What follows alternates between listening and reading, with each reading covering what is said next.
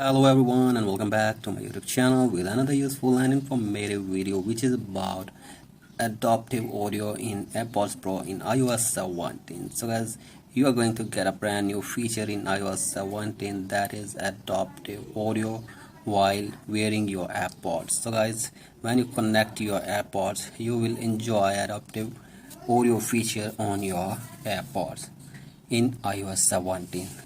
So there are two features that are very important which will change your life in iOS 17, that are noise control or noise cancellation feature, and the other is conversation awareness feature in adaptive mode. So guys, when you turn on noise control or noise cancellation and you are talking to someone and you are wearing your AirPods and you are having a call and you pass through a crowd, your voice will be not affected by that crowd and that noise, and your clear voice will be sent to the other side. So guys, the noise control feature will not affect the voice of yours when you're talking to someone and you pass through a crowd and there is a noise of different things. That noise will not be sent, or it will be reduced, and your clear call will be made when you turn on this feature.